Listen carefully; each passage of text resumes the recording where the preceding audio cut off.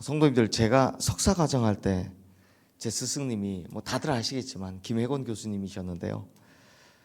제가 교수님 뵙기 전에는 당시에 워낙 청년설교라는 책으로 유명하셨고 또 신학적으로 대단하신 분이라서 가까이 하기엔 되게 어렵겠다라는 느낌이 들었었습니다. 무게감이라는 게 있으니까요. 하지만 2년 동안 수학하면서 가까이에서 뵌 교수님은 참 실력도 실력이지만 인품도 더할 나위 없이 따뜻하고 좋으신 분이셨습니다. 심지어 그 대단한 분이 저희와 함께 같이 축구도 하고 그렇게 하는 걸 굉장히 좋아하셨거든요. 하지만 그렇게 친해졌다고 해서 이렇게 막 가볍게 보이는 건 아닙니다. 여전히 설명할 수 없는 권위가 이렇게 느껴지는 거죠. 말로 표현할 수 없는 그 무게감 같은 것이 그분에게서 느껴졌습니다. 성도님들, 우리도 사람 만나보면 참 좋은 분인데 친한데 이상하게 말로 다 할 수 없는 무게감이나 권위가 강함이 느껴지는 분들이 있습니다. 마찬가지로 교회에 들어오면 이렇게 말로 표현할 수 없는 영적인 권위가 느껴질 때가 있습니다. 교회는 분명히 우리에게 편안하고 따뜻한 공간입니다. 그래서 우리가 교회에서 어떻게 합니까? 마음껏 찬양도 하고 그리고 감정을 가감없이 드러내면서 기도도 할 수 있습니다. 심지어 펑펑 울기도 합니다. 잘 우는 사람이 앞에 하나 있죠. 그런데 함부로 그런다고 이 편하다고 함부로 말하고 막 함부로 행동할 수 있는 공간이 아닙니다. 막 고성방가를 한다든지 제멋대로 막 돌아다닌다든지 그런 게 안 됩니다. 왜냐하면 확실히 이 교회가 주는 무게감이 있기 때문입니다. 왜냐 생각해 보니까요. 사람은 은연중에 하나님 앞에서 느끼는 경외감이 있기 때문이다라는 겁니다. 하나님은 참 따뜻하고 편안한 분이지만 그런다고 하나님을 함부로 할 수 없다라는 걸 누구보다 다들 잘 알고 있기 때문입니다. 성도님들, 오늘 우리가 보는 이 시편 111편에도요. 이제 시편 때가 제가 마지막에 설명드렸지만 이 마지막 권으로 넘어오면 참 설교하기가 힘듭니다. 왜냐하면 어떤 스토리가 없기 때문입니다. 그런데 단지 이 시편 111편에서 우리가 알 수 있는 게 뭐냐면 하나님 앞에서 이 시인은 굉장한 경외감을 느끼고 있다는 겁니다. 그래서 경외감을 가질 때 성도에게 주는 하나님의 은총에 대해서 노래를 하고 있는 게 바로 시편 111편 111편인데요. 그래서 시인은 하나님을 경외함이 주는 유익이 너무 좋아서 뭐라고 하냐? 이 시를 읽는 모든 사람에게 하나님을 경외하고 찬양하라 라고 권면하고 있는 겁니다. 먼저 오늘 본문 5절 말씀 우리 함께 읽어보겠습니다. 여호와께서 자기를 경외하는 자들에게 양식을 주시며 그의 언약을 영원히 기억하시리로다. 자, 먼저 여기서 경외라는 말이 히브리어로 야레라는 말인데요. 야레 들어보셨을 겁니다. 무서워하다, 두려워하다 이런 뜻입니다. 근데 성도님들, 이게 우리가 오해하면 안 되는 게 이 야레라는 말이 인간적인 두려움, 무서움의 감정을 뜻하는 게 아닙니다. 무슨 공포 영화 봤을 때 느끼는 그런 막 두려움 이런 말이 아니라는 겁니다.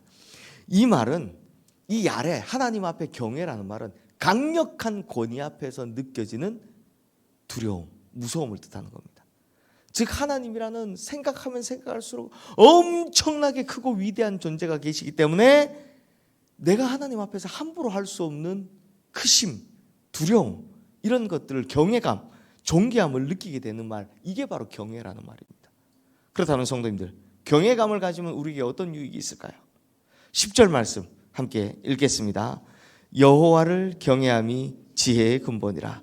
그의 계명을 지키는 자는 다 훌륭한 지각을 가진 자이니 여호와를 찬양함이 영원히 계속되리로다. 자, 여호와를 경외함이 지혜의 근본이다라고 합니다. 왜 그럴까요? 왜 우리가 지혜롭게 될까요? 여호와를 경외함과 지혜가 도대체 무슨 상관이 있는데 이런 생각 안 해보셨습니까?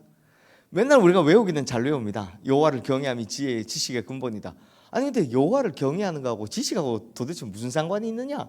이런 생각 해본 적 있으시죠?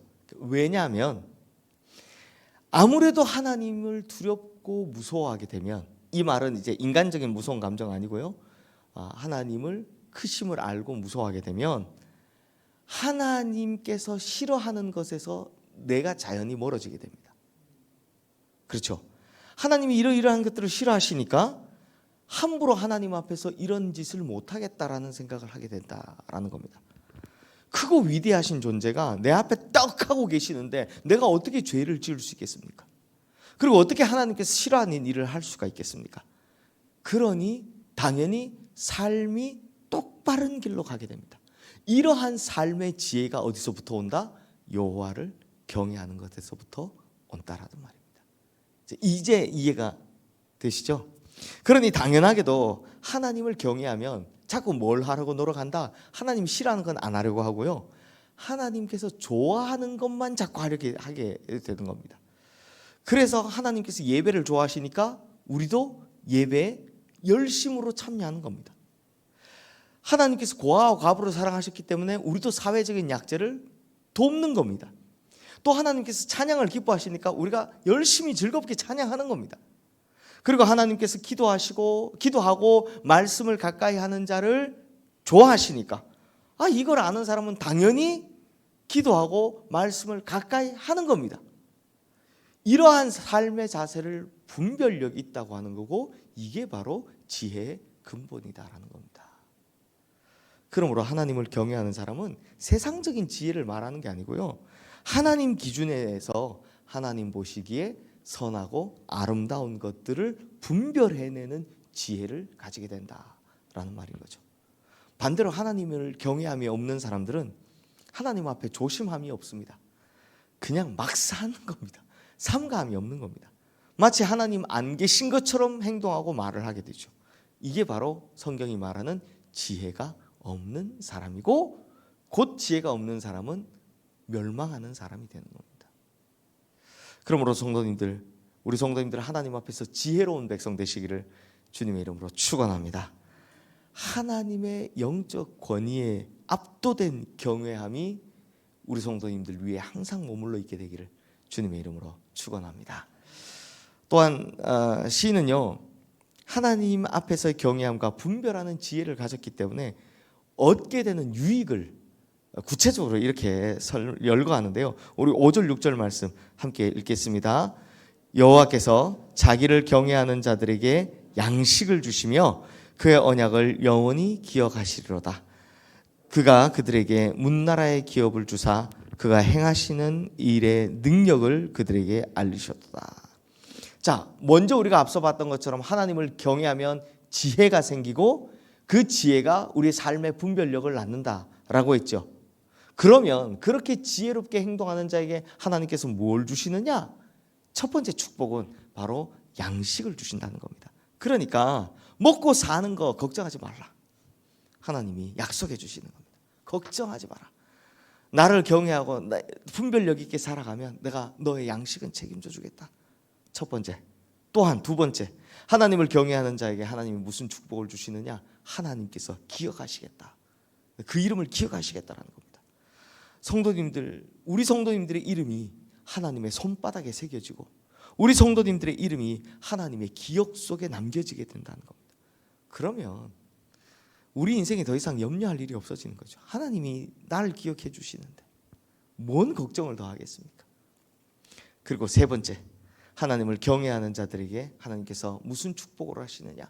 기업을 주시겠다라는 겁니다. 즉 우리가 살아가는 일터에서 분명한 나의 것을 허락해 주시겠다라는 겁니다. 그러므로 성도님들, 이런 하나님의 구체적인 약속을 기억하심으로 하나님을 경외하시는 성도님들 되시기를 주님의 이름으로 축원합니다.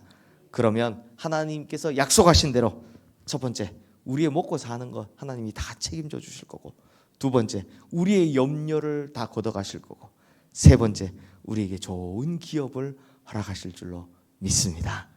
이 시간 오늘 주신 말씀 기억하며 우리 함께 기도하겠습니다.